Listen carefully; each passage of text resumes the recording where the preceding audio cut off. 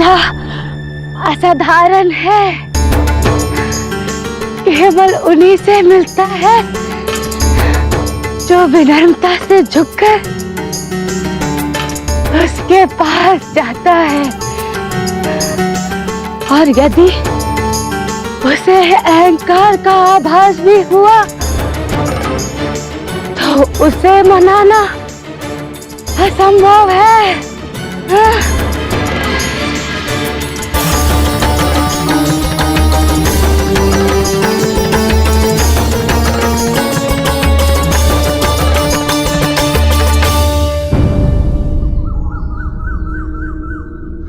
वो देखो, वो है जटेश्वर पर्वत,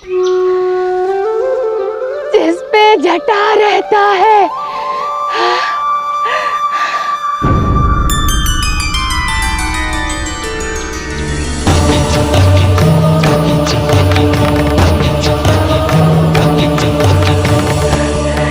चलो, बस तनिक दूर और।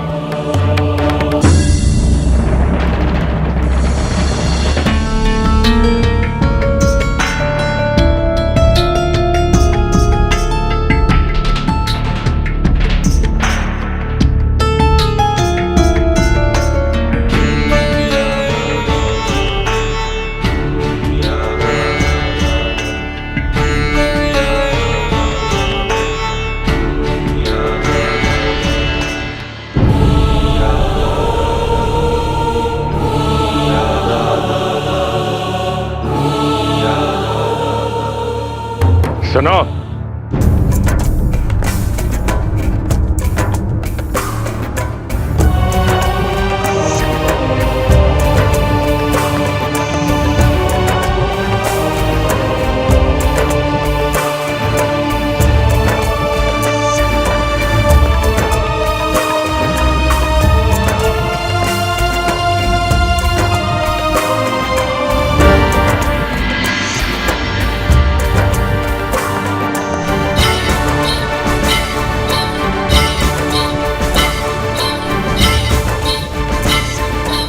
आओ प्रजापति दक्ष, अहंकार में तुमने स्वयं को महादेव से भी बड़ा समझ लिया था ना। आज से मैं जब तक यहाँ हूं तब तक तुम्हारे इसी अहंकार को ऐसी क्षति पहुंचाता रहूंगा कि तुम याद रखोगे।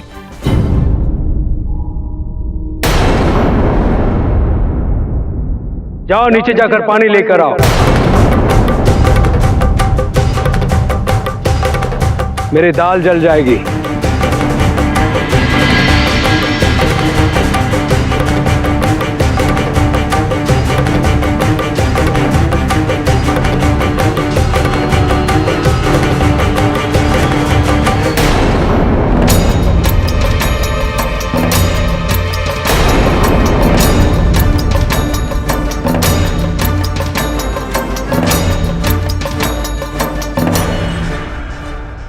ये जाटा का सेवक है। जितना विचित्र इसका स्वामी, उतना ही विचित्र ये है। हाँ, परंतु बिना इसकी अनुमति के हम जटा से नहीं मिल सकते। इसलिए ये जो कहता है चुपचाप कर दो, हाँ? वरना इतनी लंबी यात्रा विफल हो जाएगी। हाँ? जाओ। बस एक बार जटासत भीष को रूमपान बना दे, उसके पश्चात इस सेवक को ऐसा दंड दूंगा कि सारी अशिष्टा भूल जाएगा।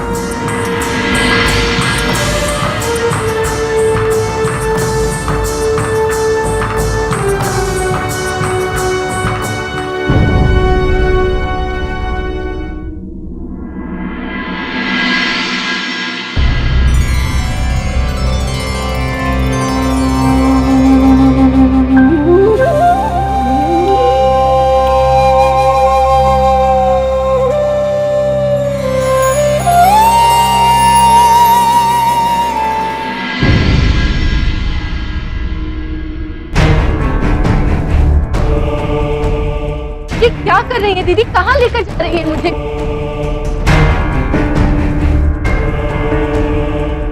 क्या कर रही हैं आप? जाओ सती, चंद्रयान तुम्हारी प्रतीक्षा कर रहा है। तुम्हारा गंतव्य केवल कैलाश पर्वत पर ही है। जाओ सती, यहाँ से बहुत दूर, किसी को भनक तक नहीं होगी।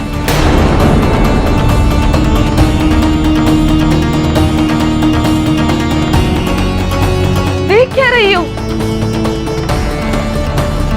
पिताजी के आने से पूर्व चली जाओ।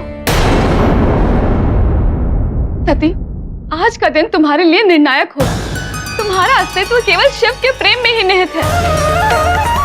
जाओ सती, कैलाश पहुंच जाओ। शिव तुम्हें अवश्य अपनाएंगे। जाओ सती। नहीं दीदी, नहीं, इतना बड़ा दुस्साहस मैं नहीं कर सकती।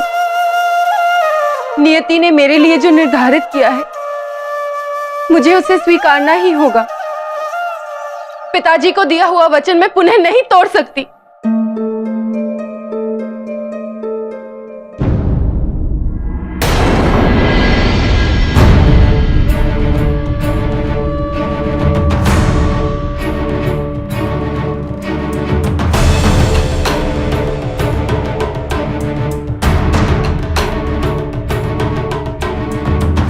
ये लो, जल ले आया हूं। रख दो यहाँ।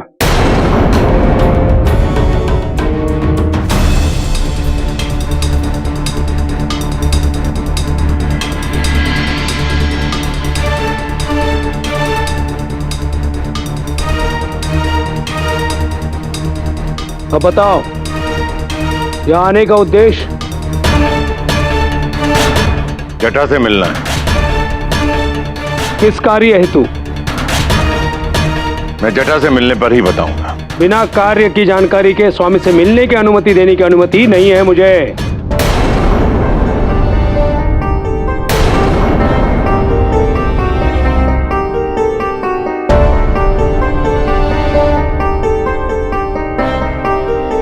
एक मूर्ति बनवानी है। शिल्पकार से मूर्ति ही बनवाई जाती है। मूर्ति बनवाने के पीछे का उद्देश्य बताओ। मैंने कहा ना, मैं जटा से मिलने पर ही बताऊंगा। नहीं, तुम्हारी जटा से भेंट नहीं हो सकती। जहां से आए थे वही लौट जाओ। जाओ।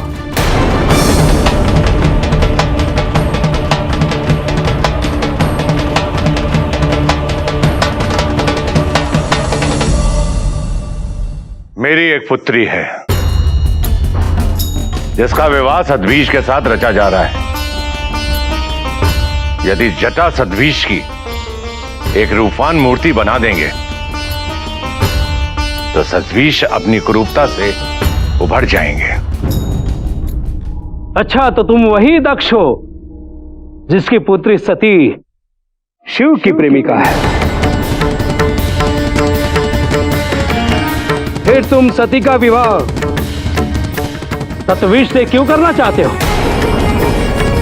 हाँ? एक सेवक की इतनी धृष्टता। मत भूलो कि मैं प्रजापति दक्ष हूं। मैं ही हूं जिसने शिव को श्राप दिया था। तुम मेरे कोप के प्रभाव को झेलने की क्षमता नहीं रखते हो।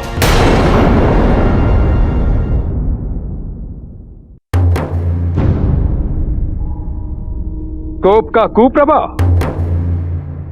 मैं जटा का प्रिय सेवक हूं। यदि जटा ने तुम्हारी बकरे के रूप में मूर्ति बना दी तो तुम्हारा भी रूप बकरे जैसा हो जाएगा, समझे?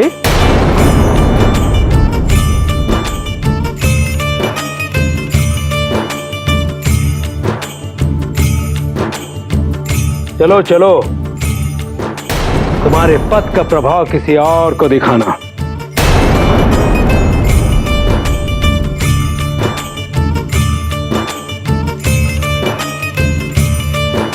ठीक है, मुझसे बहुत बड़ी भूल हुई है, मुझे क्षमा कर दो। ठीक है, ठीक है।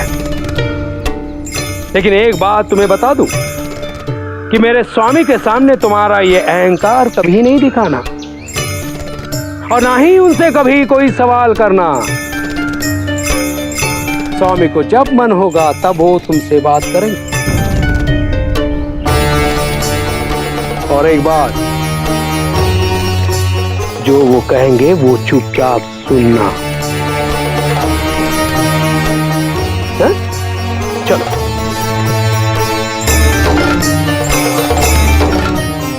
अब देख क्या रहे हो, चलो।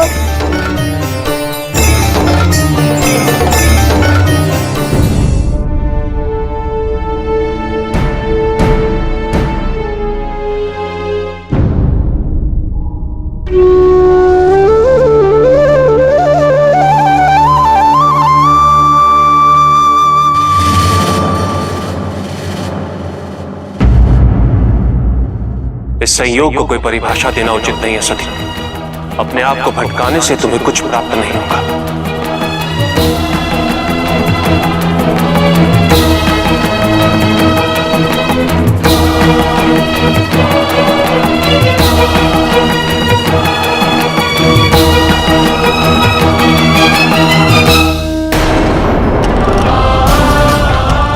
अपनी पुत्री को शिव के लिए जीवन व्यर्थ करते हुए देखना ये मेरे लिए संभव नहीं है पुत्री।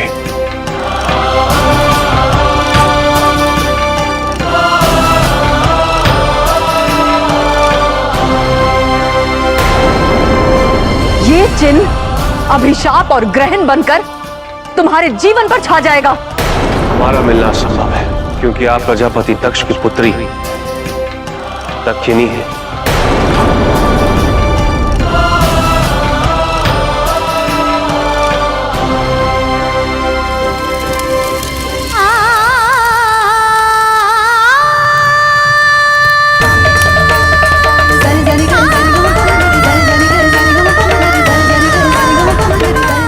सत्य तो यही है कि आपका जीवन सीमाबद्ध है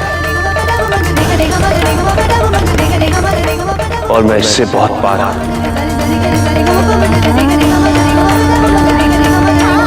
हमारा मिलना असंभव है।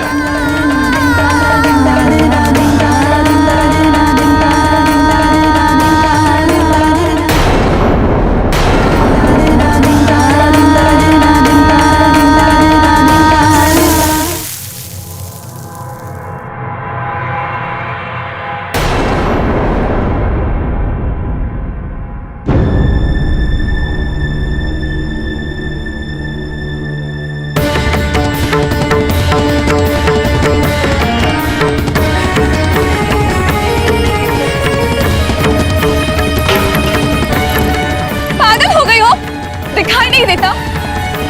क्या मंशा है तुम्हारी? प्राण त्यागना चाहती हो क्या? क्या हुआ रेवती? ये सब क्या है? सती के दुपट्टे में अग्नि की लपटें लगी थी और उसे सुध ही नहीं थी। सती?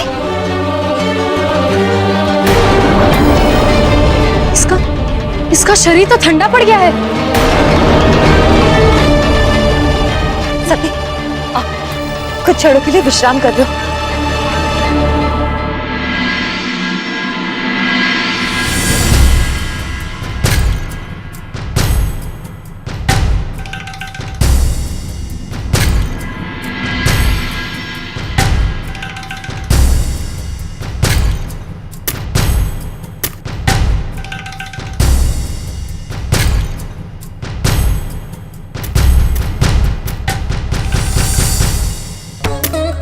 Thank you.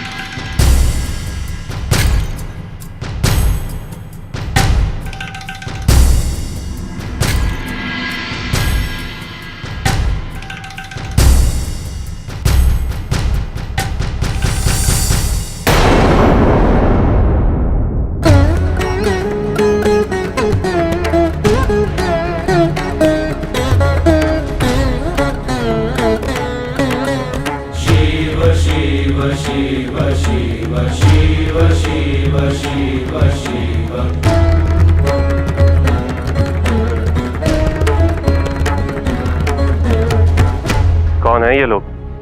ये अहो भाग्य हमारा, जो हमें आपके दर्शन हुए। बहुत प्रशंसा सुनी थी आपकी, किंतु आपकी इच्छा के बिना आप तक पहुंचना सभी के लिए संभव कहा। आज आपके समक्ष अपने आप को पाकर मैं कृतज्ञ हूँ।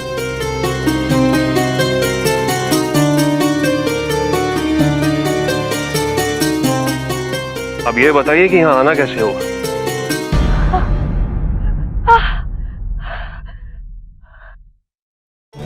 आज मैं आपके समक्ष इस दुखित मां को लेकर आई हूँ।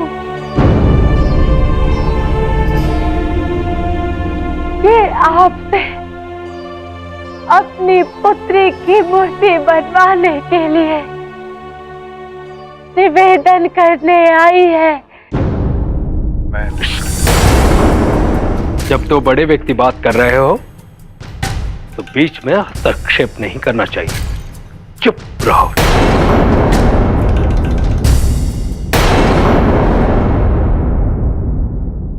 पुत्री कहाँ है तुम्हारी?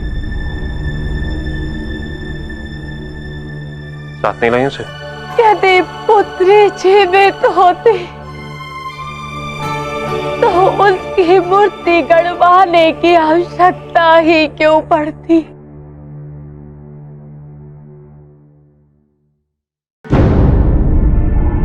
सुना है कि आप यदि मृत व्यक्ति की भी मूर्ति बना दे तो उसमें भी प्राण आ जाता है।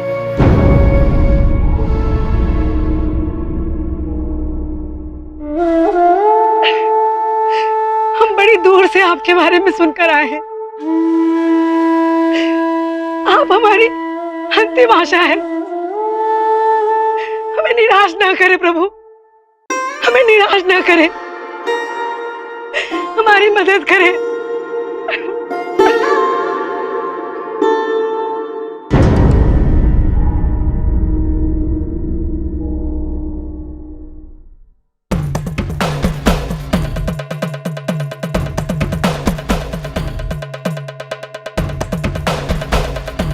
अपनी सुपुत्री के मुखार बिंदु का स्मरण करो।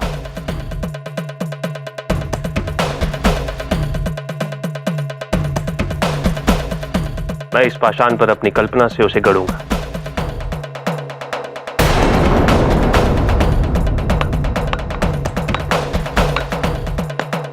यदि इसने अपनी कल्पना शक्ति से इस औरत की पुत्री की मूर्ति निर्मित कर ली तो मैं समझूंगा कि यह सतवीश की मूर्ति बनाकर उसे भी रूपवान बना सकता है। अब होगी इसकी वास्तविक परीक्षा।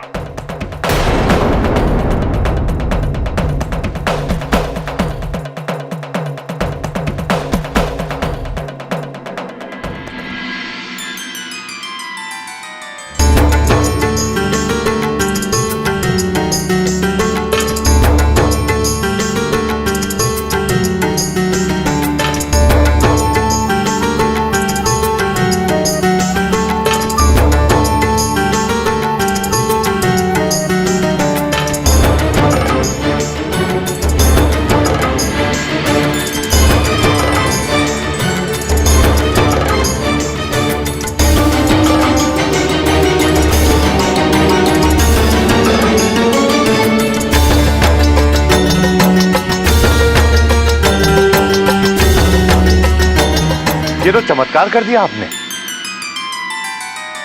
ये तो आश्चर्यजनक है।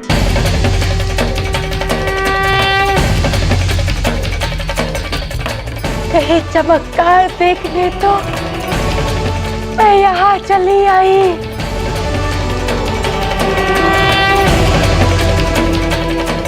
आपने बिना देखे ही मेरी पुत्री की मूर्ति बना दी।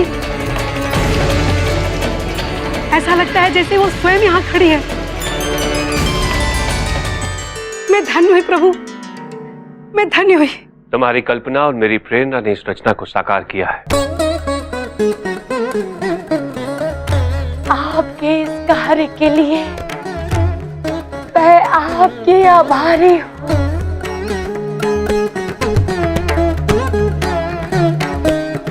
क्या अब मैं आपके सामने अपने विचार कह सकता हूं? कहिए, क्या कहना चाहते हैं? मैं अपनी पुत्री सती का विवाह अंगीरा ऋषि के पुत्र सतभीष के साथ करने जा रहा हूं। परंतु सतभीष बहुत ही कुरूप है। ब्रह्मा जी ने आपकी अलौकिक शक्तियों के बारे में मुझे बताया था, इसलिए मैं आपसे विनती करने आया हूं कि आप सतभीष की एक रूपवान मूर्ति बना दें, ताकि सतभीष भी रूपवान बन जाए। यदि तुम्हें रूपवान दामाद चाहिए तो रूपवान वर ढूंढो अपने पुत्री के लिए। स्वामी, ये प्रजापति दक्ष है, इनकी पुत्री सती शिव से प्रेम करती है, परंतु ये शिव से घृणा करते हैं। शतभीष से सती का विवाह रचना इसी घृणा का परिणाम है। अवश्य ही ये विवाह सती की इच्छा के विरुद्ध हो रहा है। ये सत्य नहीं है। ये विवाह मेरी पुत्री की पूर्ण सहमति से होता। मेरी पत्नी को रूपवान जमाता चाहिए, इसलिए मेरी आपसे विनती है कि आप मेरे साथ चलें। नहीं स्वामी, ये भ्रमित कर रहा है, सत्य तो कुछ और ही है। सेवकराम,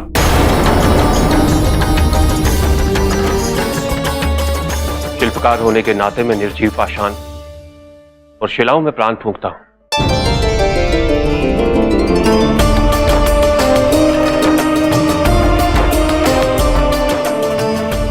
एक गुहार एक जीवित व्यक्ति को रूपवान बनाने की। आप जाइए प्रजापति दक्ष, मैं आपके दरबार में अवश्य आऊंगा।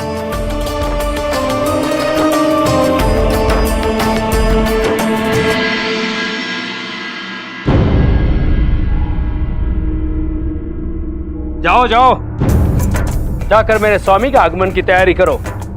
और एक बात, मेरे स्वामी बहुत ही हठी है, कभी भी किसी भी समय कुपित हो जाते हैं, इसलिए उनके आदर सत्कार में कोई कमी नहीं रहनी चाहिए। समझ गए? और एक बात, ये सब कुछ जो हो रहा है तुम्हारी पुत्री सती के विवाह के लिए हो रहा है, इसलिए तुम्हारी पुत्री मेरे स्वामी का स्वागत करेगी।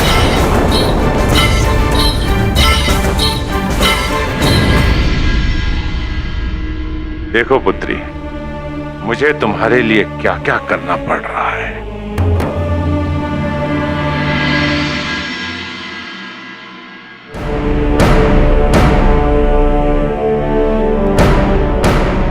अब तुम्हें चिंता करने की कोई आवश्यकता नहीं है पुत्री।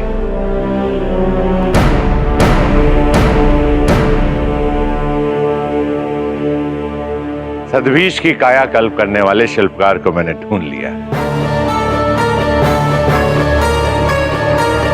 बस वो यहां पहुंचता ही होगा। हमें उसका स्वागत करना चाहिए। किंतु स्वामी,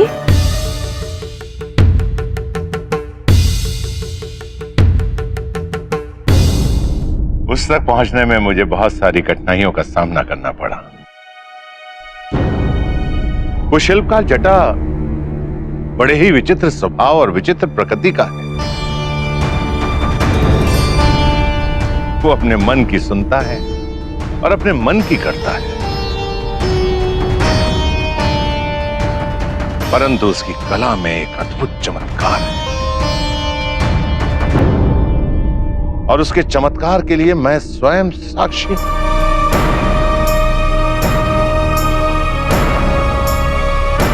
क्षमा कीजिएगा स्वामी, मैं कदाचित विश्वास नहीं कर पा रही हूं। एक साधारण सा शिल्पकार शतवीर जैसे कुरूप मनुष्य को रूपवान कैसे बना सकता है?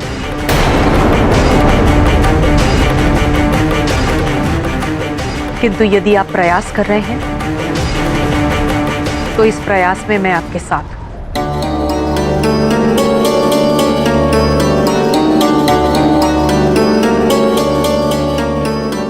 मुझे आपसे यही अपेक्षा थी, किंतु शिल्पकार चाहता है कि उसके आगमन पर उसका स्वागत सती स्वयं करे।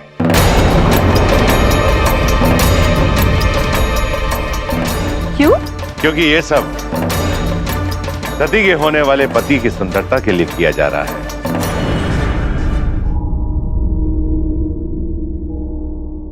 इसलिए मैंने भी हां कर दी। किंतु स्वामी,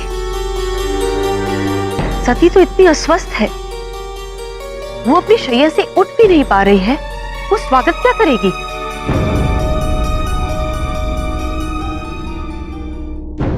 कब तक सब इस सत्य से मुंह मोड़ते रहेंगे कि सती की ऐसी दशा का कारण केवल शिव से वियोग है।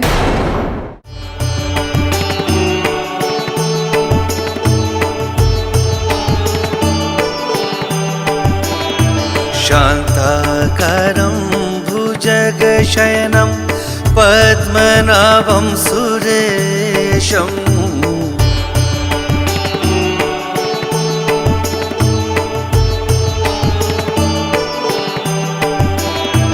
विश्वाधारं गगनसदृशं मेघवर्णं शुभांगं लक्ष्मीकान्तं कमलनयनं योगिविरध्यानगम्यम्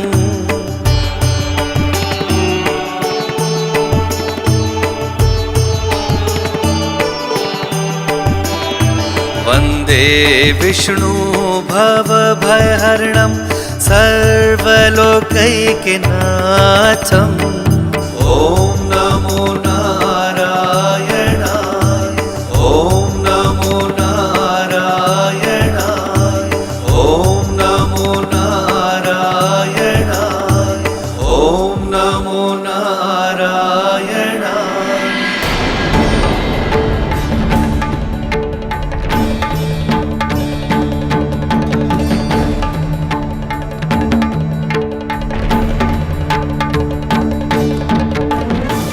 अभी कुछ क्षण पूर्व तक तो सती शैया से उठ नहीं पा रही थी, और अब